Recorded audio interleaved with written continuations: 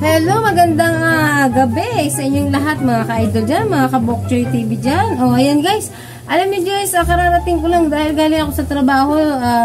Ngayon guys, nag-isip ko kung paano ako makabili ng ulam kasi 200 lang talaga yung budget ko. Hindi ko na sa inyo pinakita kasi kanina pinakita ko yung video ko hindi maganda, kaya dinilit ko lahat. So ito na lang guys, ito na explain ko na lang sa inyo. 200 lang guys yung aking binudget. So sabi ko dapat makaisip ako ng pagkain na hindi lalampas sa 100. So yun, ginawa ko guys kung ano yung budget ko kanina, 200. So, ito yung magkano to? 50 pesos to guys. Pero medyo marami. Tatlo na rin naman kami kakain dito. Kaya, ayun guys. Tsaka, ito 5 piso. Tapos, ito. All in all guys, ano yung 96 lahat. O, 94. 94 lahat. Yan. Pati ito, yan. Ito, yan. 94. So, binudget ko kasi sabi ko, kailangan ko makapag-save ng 100 everyday. Kasi ang budget ko naman talaga is 200 lang. So, pinaplano ko lang na mag-budget ako ng 200 para, alam nyo naman, pag kailangan natin, may makukuha tayo, may maduduko tayo. So, guys, ito na po, sisimulan ko na ang pagluluto ng aming hapunan. Kasi hapunan na ito, guys. So, yun guys, hindi ako prepare sa pag-vlog talaga. Kaya, wala, ito lang nagawa ko. So, yung kwento ko lang sa inyo, yung araw-araw kong ginagawa. O, diba? Yan, ito, babalatan na natin ito. Hindi ko naman kasi, hindi ko yan. Babalatan natin yung, di ba maganda yung ano, yung camera ko, hindi malabo.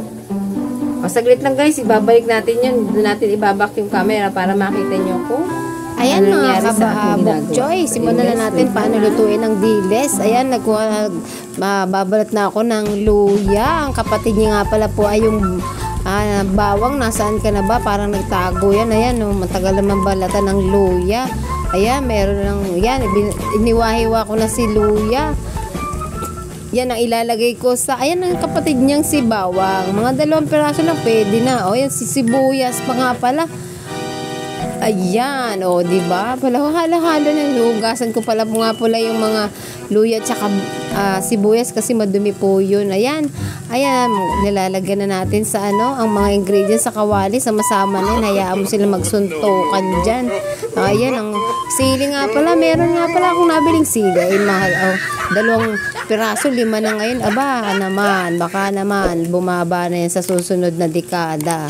Ayan, pati ang bawang. Ayan, buti mura-mura po ang mga bawang at sibuyas. Kaya, yun na lang ako bumawi sa lasa.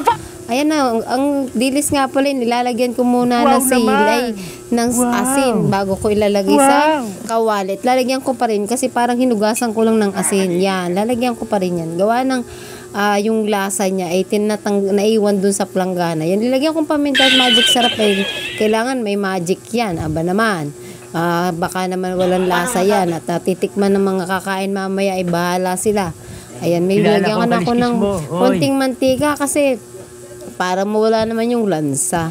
Ayan, lulutuin ko na yan. Mantika, yan ay suka pala, nilagyan ko din yan. Ayan, sisimulan natin, lagyan ko rin tubig at saka buksan na natin yung hari ng kalan. Ayan, at mamaya tatakpan ko na rin. Ayan, tatakpan, hintayin na natin kung paano malutuin mamaya at mamaya hintayin.